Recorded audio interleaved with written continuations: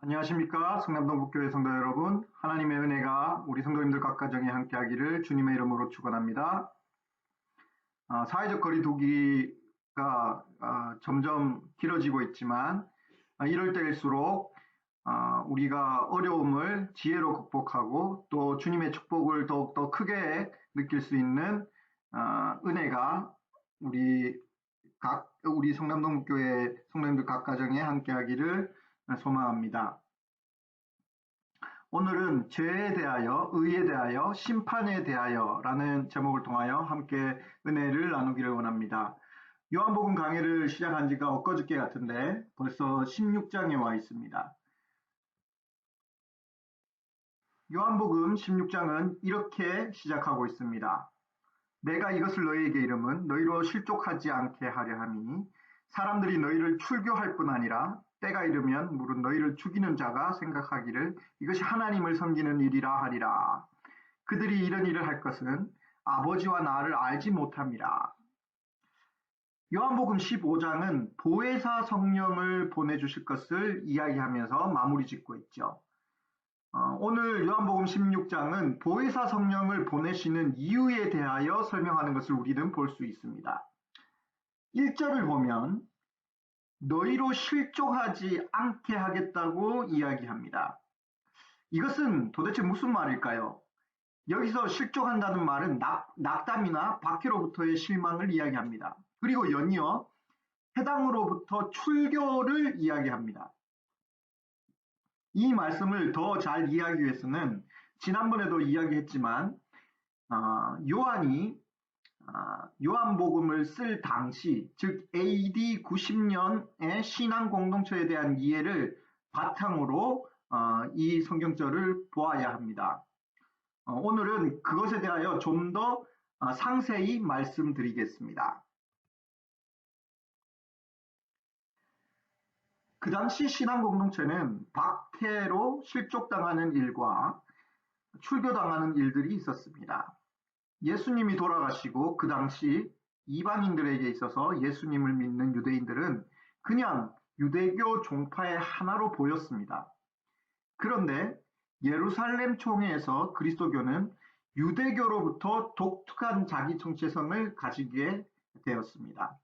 이 회의의 결과 그리스도교는 유대교가 준수해온 할례와 간습들을 폐지시켰습니다. 이게 우리가 잘 아는 예루살렘 총회 사도행전 15장의 내용입니다. 이때부터 그리스도교는 유대교와의 갈등이 시작되었습니다. 그런데 더 갈등을 가속화시킨 것은 AD 70년 예루살렘 성전이 함락되고 파괴된 일입니다. 그것은 유대 전쟁이 일어났을 때 그리스도인들의 태도도 큰 한몫을 했습니다. 그들은 평화를 원하고 전쟁에 참여하지 않았습니다. 그리고 예수님께서 말씀하신 마태복음 24장의 그 말씀을 따라서 그 전쟁 가운데 예루살렘을 떠나서 도망하였습니다. 이것은 유대인들에게 그리스도인에 대한 분노와 증오감을 더하게 한 계기가 된 것이죠. 그 후 요한복음이 쓰인 시기로 추정되는 AD 90년에는 유대인들이 회당에서 예배를 드릴 때 18기도문이라는 것을 외웠습니다. 그런데 유대교의 수장이었던 가말리엘 2세는 이 기도문들 중 그리스도인들에 대한 저주문을 삽입했습니다. 이 말은 무슨 말이냐면 그 해당에서 예배를 드릴 때 기도문을 외우고 시작하는데 그 기도문 안에 그리스도인들에 대한 저주가 있다는 것이죠. 기독교인들은 이 기도문이 추가된 이후 스스로 자신들을 저주할 수 없기 때문에 해당 예배에 참석할 수 없게 된 것이죠. 결국 그리스도인들은 유대교와 결별을 고하게 되었습니다. 그리스도인들은 기도문의 저주를 거부함으로 예수님에 대한 신앙을 고백함으로 해당으로부터 출교당하는 일이 빈번해졌습니다. 또한 교회 안에서는 예수님의 신성을 부정하는 이단인 영지주의가 교인들의 신앙을 혼란스럽게 흔들어 놓고 신앙 공동체로부터 그 영혼들을 떨어져 나가게 했다는 것이죠. 이런 상황을 인지한다면 요한복음 16장의 초반부를 더 잘 이해할 수 있지 않을까요? 실족하는 문제, 출교당하는 문제는 그 당시 그리스도교 신앙 공동체에 있어서 심각한 문제를 가지고 있었다는 것이죠. 그들이 이런 일을 할 것은 아버지와 나를 알지 못함이라. 이 말은 무슨 말이냐면 그들이 너희에게 이름은 너희로 실족치 않게 하고 그리고 너희를 출교할 뿐 아니라 때가 이르면 무릇 너희를 죽이는 자가 된다. 그리고 그 죽이는 자들이 그 일을 통하여 하나님을 섬기는 일을 한다라고 이야기를 한다는 것이죠. 그런데 그들이 이런 일을 할 것은 아버지와 나를 알지 못합니다라고 이야기를 하는 것이죠. 그렇습니다. 그들은 하나님을 섬긴다고 하지만 예수 믿는 자를 비판하는 것이죠. 그리고 그들은 여호와 하나님을 믿습니다. 똑같이 그리스도인과 유대인들은 여호와 하나님을 믿었습니다. 사도 바울이 예수님을 만나기 전 그리스도인을 핍박했던 것과 같은 것이죠. 예수님을 하나님으로 인정하지 않는 것입니다. 그래서 요한은 계속하여 아버지가 내 안에 있다. 아버지를 본 자는 나를 보았다. 라고 강조를 하는 것이죠. 그러면서 요한은 예수님이 고난의 길로 가야 하는 것을 깨닫지 못하는 제자들에게 자신이 가야 할 길과 예수님이 가시고 난 후에도 보혜사 성령을 통하여 자신의 사람들을 끝까지 사랑하시는 청사진을 보여주셨다라고 우리는 생각할 수 있습니다.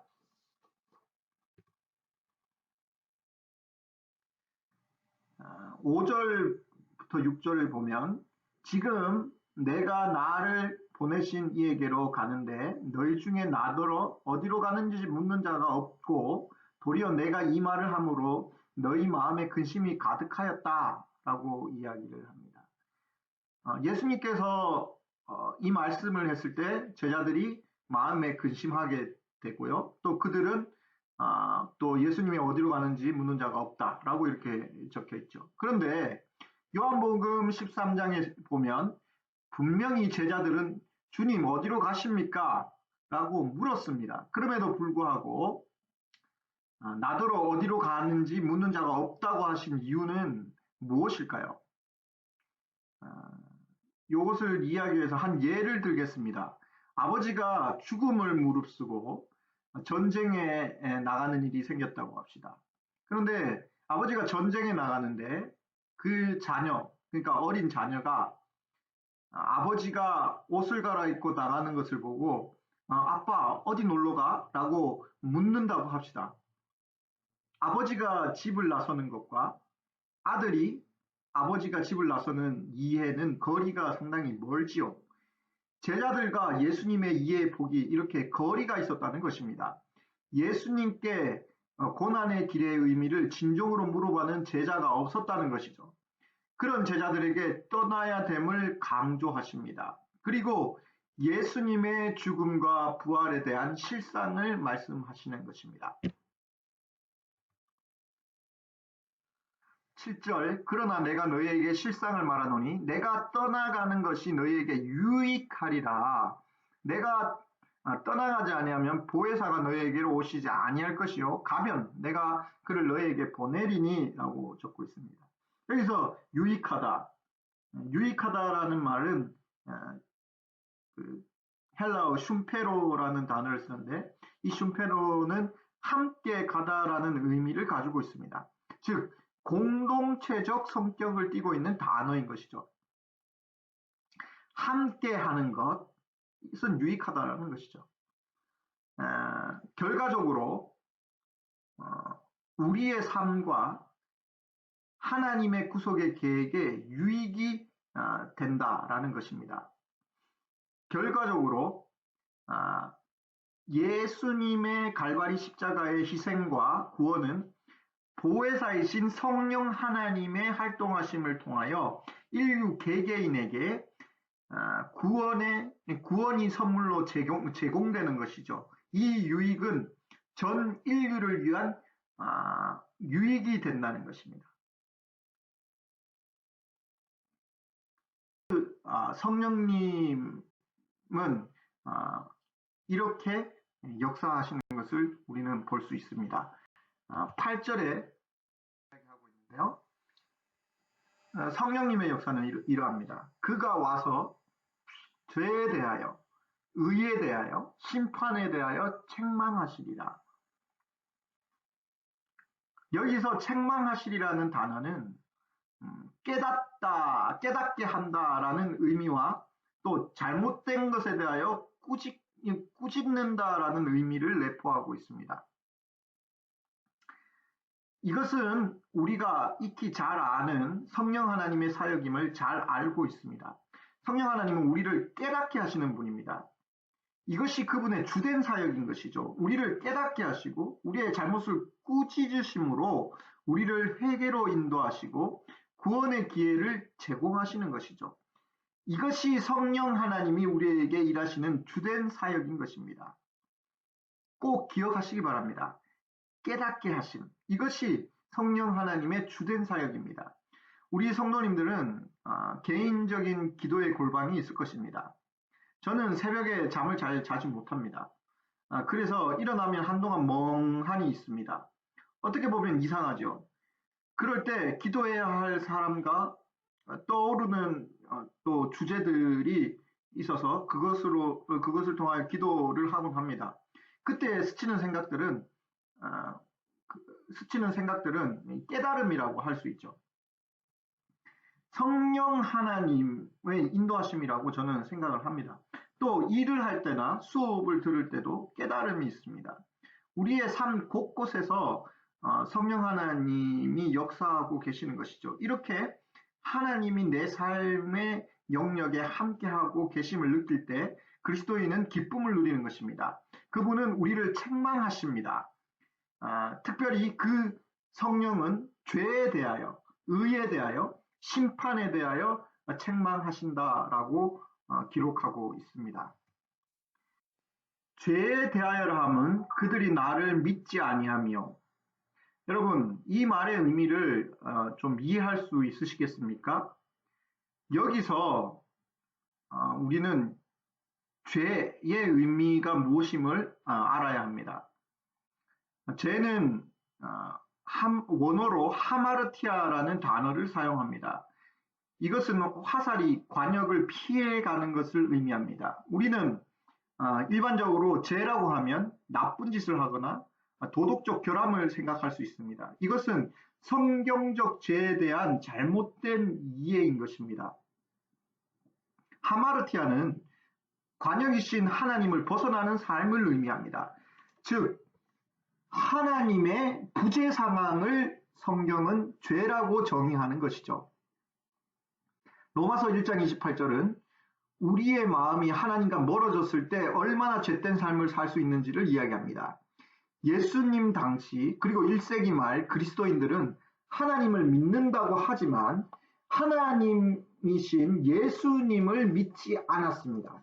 그리고 사도 바울이 회개하기 전과 마찬가지로 그들은 예수님을 믿지 않은 것이죠. 심지어 유대인들은 그리스도인들을 핍박했죠. 하나님이신 그리스도 예수가 그들 삶에 부재했던 것입니다. 이것은 죄의 상태를 의미하는 것입니다. 그들 안에 하나님이 계시지 않기 때문입니다. 그것 자체가 죄이기 때문이죠. 그래서 죄에 대하여라 하면은 그들이 나를 믿지 아니함이라고 이야기하고 있는 것입니다. 요한은 그래서 예수님이 아버지 안에 거하고 아버지는 내 안에 거하심을 강조하고 있는 것이죠. 이것이 요한복음 13장 이후로 계속해서 핵심적으로 다뤄지고 있는 내용인 것입니다. 성령 하나님은 죄에 대하여 책망하십니다. 그것은 우리의 삶이 예수님과 연결되지 못하고 예수님이 부재된 삶을 살고 있기 때문이죠. 이것을 예수님은 표현하시기를 믿지 않는다고 말씀하시는 것입니다. 죄에 대하여라 함은 저희가 나를 믿지 않는 것, 이 믿지 않는 것이 죄라는 것이죠. 예수님과 함께하지 못하는 삶, 즉 죄의 상태로 살아가는 삶에 성령 하나님의 책망하심, 깨닫게 하심이 있기를 주님의 이름으로 축원합니다. 두 번째로 의에 대하여라 함은 내가 아버지께로 가니 너희가 다시 나를 보지 못함이요 라고 이야기합니다. 요한복음에서 오늘 이야기하고 있는 내용만큼 어려운 부분이 없는 것 같습니다. 사실 이 부분을 이해하기는 상당히 많은 생각과 많은 묵상이 필요할 것이라는 생각이 듭니다. 그 당시 사람들은 잘못된 의에 대한 개념을 가지고 있었습니다. 그것을 예수님은 오늘 말씀에 부각시키셨습니다. 그들이 말하는 의는 도대체 무엇이었을까요? 하나님 나라를 이스라엘에 다시 건설하는 작업이었습니다. 그것은 로마로부터 압제당하는 그들의 나라를 독립된 나라로 세우기를 원했고 제자들과 예수님을 따르는 무리조차도 강력한 군주로서의 메시아 예수를 원했던 것입니다. 그래서 그들은 예수님이 예수님의 나라에서 예수님이 나라를 세우면 한 자리씩 하기를 원했죠. 그들이 생각하는 의는 예수님이 생각하는 의와 거리감이 있는 것입니다. 그러나 예수님 나라의 의는 달랐죠. 그것은 예수님께서 산상설교에서 잘 이야기해 주십니다. 그분의 나라의 정의는 철저한 자아희생적 나라였습니다. 남 위에 군림하는 나라가 아니었다는 것이죠. 강력한 군주의 나라가 아니라는 것이죠. 그 하나님의 나라가 예수님은 이 땅에 건설되기를 원했고 그 나라는 예수님이 십자가에 달려 돌아가시고 그 이후 성령 하나님을 통하여 우리의 마음에 그리고 우리의 삶에 세워질 것이었습니다. 이것이 성령 하나님의 사역인 것이죠. 그러므로 그 하나님 나라의 원형인 하늘에 있는 하늘 왕국에 예수님은 십자가의 희생을 통하여 완성하시고 가실 것을 언급하고 계시는 것입니다. 그렇기 때문에 그분을 다시 보지 못하는 것이죠.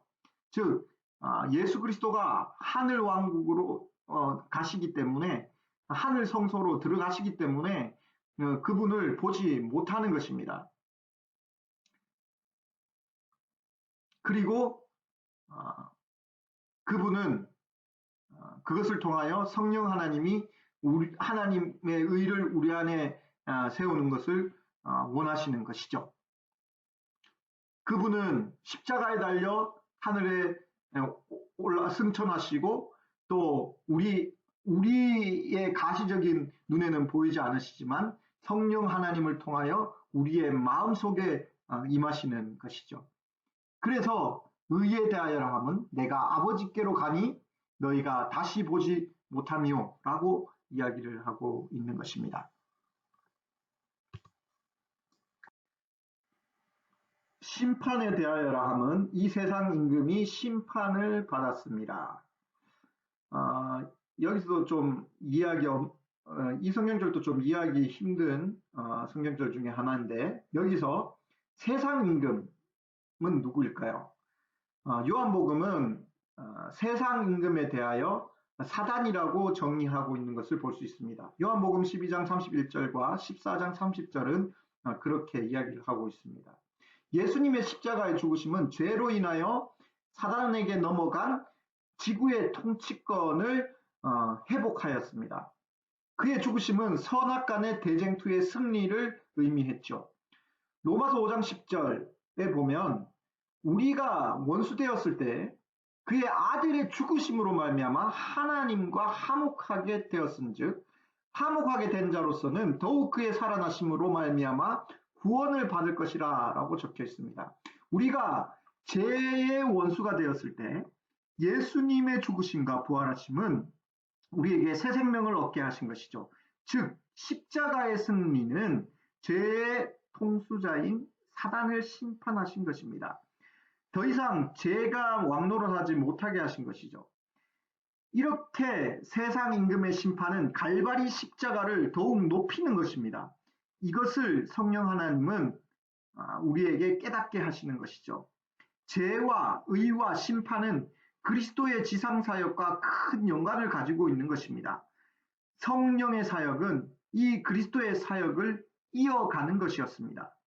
예수님의 제자들과 요한의 메시지를 듣는 그리스도인들은 실족당하는 삶을 살았습니다. 박해를 받고 그들의 삶의 일부인 회당에서 반강제적으로 쫓겨나고 있었죠. 그들에게 예수님은 성령의 사역으로 희망을 보여주시기를 원하셨습니다. 죄에 대하여는 그리스도와 함께하는 의미와 의에 대하여라 함은 하나님 나라가 우리 안에 임하는 삶, 그리고 심판에 대하여라 함은 갈바리 예수님의 십자가의 승리는 사단의 권세에서 우리에게 구원의 확신을 세워주는 것입니다. 오늘날 우리에게 보혜사 성령님은 활동하고 계시는 것입니다. 성령님은 예수 그리스도의 십자가로 인하여 우리를 승리의 삶으로 인도하십니다. 성령님의 인도하심이 우리의 삶에 함께 하심으로 예수 그리스도의 지상사역이 우리의 삶에 실현되기를 기도합니다. 이것이 참된 성령 하나님이 우리의 삶에 거하는 그런 삶이겠죠. 오늘도 성령 하나님이 죄에 대하여, 의에 대하여, 심판에 대하여 말씀하고 계십니다. 그것이 우리의 삶에 이루어지고 또 그 삶을 통하여 우리가 더욱더 하나님과 가까워지는 삶이 되기를 소망하면서 말씀을 줄이도록 하겠습니다.